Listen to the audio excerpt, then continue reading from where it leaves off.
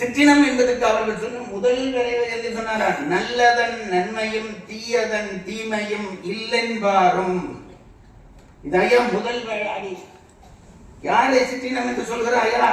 நல்லதாலே நல்லது நடக்கும், தீயதாலே தீயது நடக்கும் என்பதை எவன் மறுக்கிறானோ அவன்தான் சிற்றினம், அவன்தான் சிற்றினம். இன்றைக்கு அத்தகையவருடைய தொகை நாளுக்கு நாள் கூடிக்கொண்டே வருகிறது. என்ன சார் சாராயம் குடிச்சா என்ன, குடிச்சிட்டு போவோம்.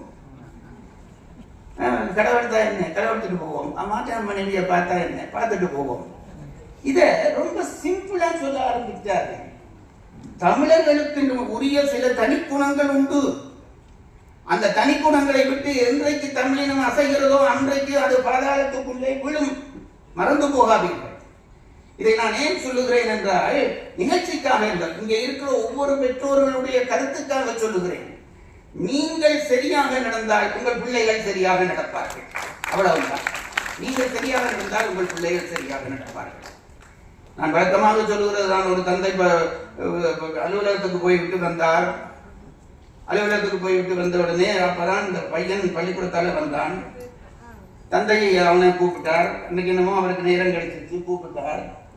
இந்த பையன் வந்தான். இந்த புத்தக பைய கொண்டாண்டார். கொண்டு வந்து கொடுத்தான். பையன் கொடுக்குறான் புத்தக பைய. இவர் திறந்து பார்த்தால் அது ஒரு புது பேனை. இவர் வாங்கி கொடுக்கல, புது பேனை இருந்தது. இவருக்கு சந்தேகமா போச்சு. பையனை கேட்டாரு, இந்த பேனை நான் உனக்கு வாங்கி தரல, நீ யாரு இது உனக்கு வாங்கி தந்ததுதான். இவன் மேலும் முடிச்சினான். கண்ணால கண்ணீர் விட்டான். டேய், ஏன் இப்ப சும்மா அழுகிற? இந்த பேனை நான் உனக்கு வாங்கி தரவில்லை, எப்படி உன் பைக்குள் வந்தது? அழுத்தி கேட்கிறார். இப்படி கேட்டார், எப்படி உன் கைக்குள்ள வந்ததுன்னு. இவன் அம்மாவை அப்பதான் பார்த்தான்.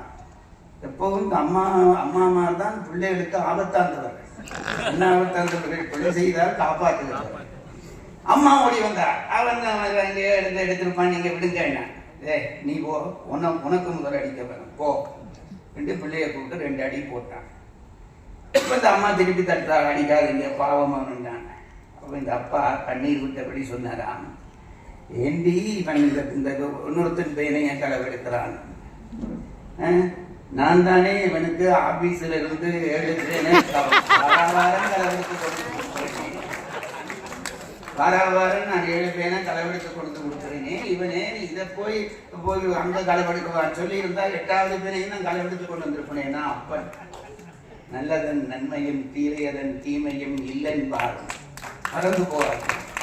நீ நல்லதை பாராட்டினால் எனக்கு தெரிய சார், நான் ஒன்று சொல்லுவேன். எங்க ஊர்ல எங்க கம்பன் கழகத்துக்குள்ள நடந்தது. ஒரு எங்க கழகத்தில் இருக்கிற ஒரு பையன், அவங்க அப்பா ரொம்ப ஸ்ட்ரிக்டானவர்.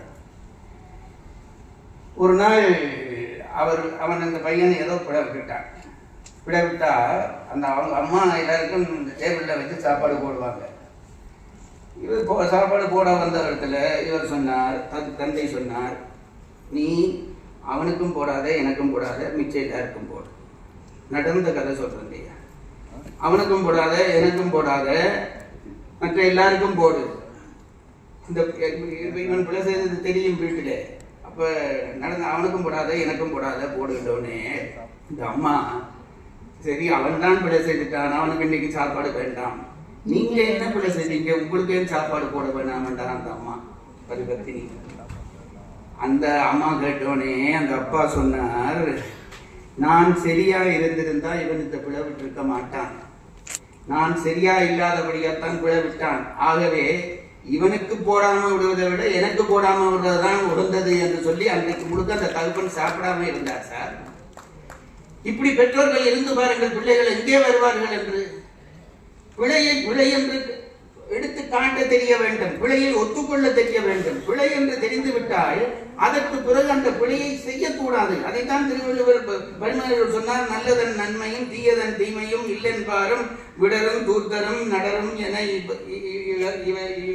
இனத்தார் என்றார். அந்த 3 நாடு நான் சொல்ல மாட்டேன், நான் ஊருக்கு போயிடாது. இந்த இதை நீங்க தெரிஞ்சவென்றால் போதும். பிழை செய்வதை ஏற்றுக்கொள்ளக்கூடாது. ஏற்றுக்கொள்ளுகிற ஒரு இனம் வந்து விட்டால் எங்கள் இனத்தை வேறு யாரும் அழிக்க தேவையில்லை, நாங்களே அழிப்போம். என்றைக்கு பிழைக்கு ஒரு அங்கீகாரமும் சரியை சரிக்கு அலட்சியமும் பண்ணுகிறோமோ அன்றைக்கு நம் வாழ்வு விழும், நம் வீடு விழும், நம் உறவு விழும், எல்லாம் விழும். திருவள்ளுவருக்கு தான் அவர் சொல்லுவார், சில குறள்கள் சொல்ற பொழுது சொல்லுவார், நீ அழிகிறது இல்லடா, உன்னுடைய சுற்றம் அழியும் என்பார்.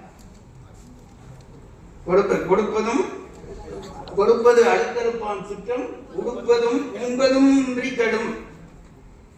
யாருக்காவது ஒருத்தன் கொடுத்ததை நீ இந்த கலிய போய் தடுக்கிறியா? உன்னுடைய சுற்றம் எல்லாம் சாப்பிட்றதுக்கும் உடுக்கிறதுக்கும் உடுப்பில்லாம அழிஞ்சு போவார்களா? அப்பதான் ஒருத்தன் பரிமாவிட்ட கேட்டான், இது என்னையா இவன் பண்ணினதுக்கு அவனை ஏன் சொல்லுகிறார்கள்? சொந்தக்காரன் என்ன பண்ணினான் என்றால், சுற்றம் கெடும் எனவே இவர் கெடுவது சொல்லாமலே பெறப்பட்டது. நாங்க படிக்கிறோம் இல்ல சார், எத்தனையோ சொத்துக்களை நமக்கு கொட்டி விட்டு போயிருக்கிறார். இப்போ இந்த கும்பகர்ணன் ஒரு பக்கம், இந்திரசித்தன் ஒரு பக்கம், ரெண்டு பேரும் தியாகம் பண்ணினார்களா?